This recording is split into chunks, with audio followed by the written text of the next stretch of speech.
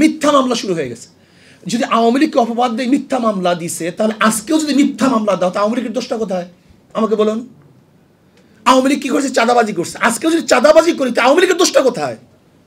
আওয়ামী লীগ জুলুম করছে, অত্যাচার করছে। আজকেও যদি জুলুম অত্যাচার করি, তা আওয়ামী লীগের দোষটা কোথায়?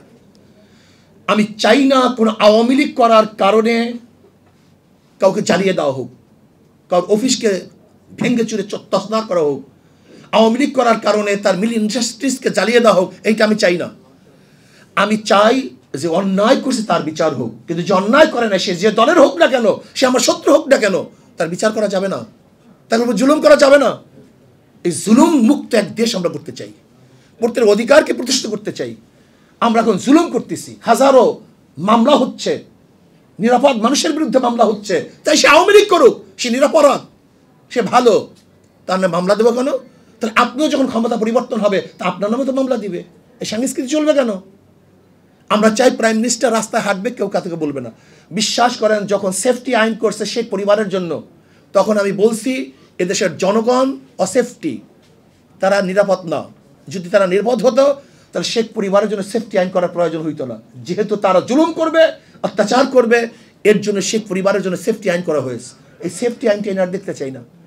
আমরা চাই না কোনো মন্ত্রী যাবে, কোনো প্রাইম মিনিস্টার যাবে, তাদের জন্য রাস্তা এক সেকেন্ডের জন্য বন্ধ দেখতে চাই না। স্পেশালি একজন সাধারণ জনগণ যেইভাবে বরাদ্দ পাবে, সরকারি কর্মচারীরা তার চেয়ে কোনো বেশি বরাদ্দ পেতে পারবেন না। হযরত আবু বকর সিদ্দিক রাদিয়াল্লাহু আনহু খেলাফতে বসার পরে কাপড়ের গাঁঠি নিয়ে বাজারে যাইতেছিলেন। শোনেন, ইসলাম সম্পর্কে আমরা অনেকেই জানি না। ইসলামী ফুবি আমাদেরকে পাগল করে ফেলছে, আমাদের ব্রেনকে ধ্বংস করে ফেলছে। কাপড়ের গাঁঠি নিয়ে বাজারে যাইতেছেন। ওমর ইবনে খাত্তাব রাদিয়াল্লাহু বললেন, ভাই আবু বকর কোথায় যান? বলে বাজারে যাই ব্যবসা করার জন্য। পেট চালাবো কিভাবে, খাবো কিভাবে? বলে গোটা জাতির বোঝা আপনার কাঁধের উপরে, আর আপনি যান ব্যবসা করার জন্য। বলে খাবো কি? বলে ঠিক আছে, বাইতুল মাল থেকে আপনার জন্য কিছু ভাতা নির্ধারণ করি। একজন সাধারণ মানুষ চলার জন্য যেই ভাতার প্রয়োজন ছিল, ঠিক ওই পরিমাণে ভাতা নির্ধারণ করা হয়েছে, এর চেয়ে বেশি না। শুধু কি তাই, আবু বকর সিদ্দিক রাদিয়াল্লাহু ইন্তেকালের পূর্ব মুহূর্তে যেই পরিমাণে ভাতা রাষ্ট্রের থেকে নিয়েছিলেন, সমস্ত ভাতা আবার ফেরত দিয়েছিলেন। আর আজকে আমরা রাষ্ট্রের সম্পদকে কি মনে করি? আজকে বাতি জ্বালাই, গিয়া দেখেন বড় বড় অফিসারদের রুমের মধ্যে 24 ঘন্টা এসি চলতে থাকে। তোমার বাবার টাকা, তোমার বাবার টাকা, তুমি কার টাকা দিয়ে এসি চালাও 24 ঘন্টা? তুমি পাজেরো গাড়িতে চলো, মার্সিডিজ গাড়িতে চলো, কার টাকা দিয়ে চলো? এই খয়রাতি ভিক্ষুক, আজকে হাজারো ভিক্ষুক মানুষ, বিধবা, মিসকিন, এতিম, তাদের টাকা দিয়ে তুমি গাড়ি বাড়ি, এসি, অমুক তমুক, তোমার নিজের টাকা দিয়ে হেলিকপ্টার কিনো, তুমি প্ল্যান করো তোমার টাকা দিয়ে, এটা তোমার ব্যক্তিগত টাকা। কিন্তু রাষ্ট্রের একটা টাকা অপচয় হোক, এটা আমরা চাই না। একটা টাকা চাই না, বসা অবসর হোক, এটা আমরা চাই না। রাষ্ট্রের প্রত্যেক কর্মচারীকে দেশের অবস্থার আলোকে বাজেট করতে হবে দেশের আলোকে। এই জন্য আসুন, যদি আমরা পিআর সিস্টেমে নির্বাচন করি, তাহলে দেখা যায় কমপক্ষে ভালো মানুষগুলি সেখানে আসার সম্ভাবনা আছে। আজকে আপনি নির্বাচন করতে যাবেন, যার টাকা নেই তাকে কেউ ভোট দেবে না। সব সংস্কৃতি পরিবর্তন হয়ে গেছে। আসবে কিভাবে ভদ্র মানুষগুলি?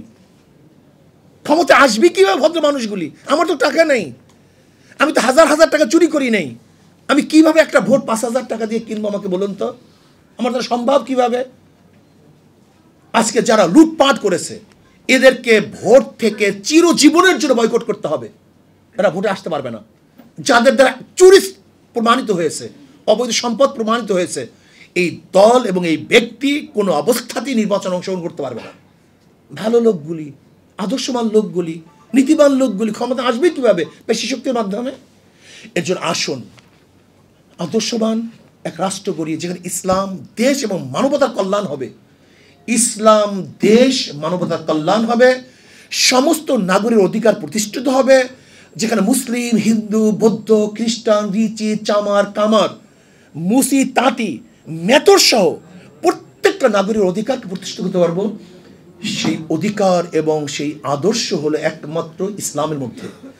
কাজে এত ঝামেলার দরকার নাই। Secularism, socialism, capitalism, communism, democracy, এসব বাদ দেন। 92% মুসলমানের মেজরিটি মাস্ট বি গ্রান্টেড হিসাবেও ইসলামী হুকুমত যদি কায়েম করেন, তাহলে ইনশাল্লাহ আশা করি প্রত্যেকটা মানুষের অধিকার বাস্তবায়ন হবে। আসুন আমরা সবাই মিলে মিশে নীতি আদর্শ ভিত্তিক এক আদর্শ আমরা কায়েম করি। প্রধান নির্বাচন কমিশন পদত্যাগ করেছে। দেখেন ৭১-এর পর আজ পর্যন্ত নির্বাচন কমিশনটাকে আমরা ঢেলে সাজাতে পারিনি। এর জন্য আমি বিশ্বাস করি যারা রাত্রের ভোট উপহার দিয়েছে, যারা প্রশাসনে নির্বাচন উপহার দিয়েছে এবং স্বাক্ষর দিয়েছে যে এটা ঠিক হয়েছে, ওদেরকে বিচার করা উচিত, ওদেরকে বিচারের আওতায় আনা উচিত এবং চরমভাবে যদি শাস্তি দেওয়া হয়।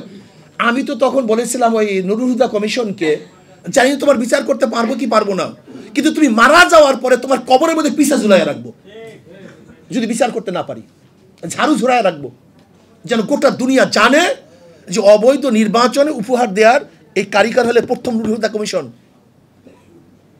এদেরকে ঝাঁটা মারেন, এদেরকে বিচার করেন, সমস্ত চেহারা উন্মোচন করেন। এই কোর্ট টাইর মধ্যে যে সমস্ত চেহারাগুলি আছে এগুলো উন্মোচন করেন। এগুলো চোর, এগুলো ডাকাত, এগুলো বদমাশ, এগুলো খুনি, এগুলো ধর্ষক, এগুলো মদখোর, এগুলো চরিত্রের অবস্থা থেকে রাত্রে কি করে ক্লাবে গিয়ে আমরা কি দেখি এদের অবস্থা।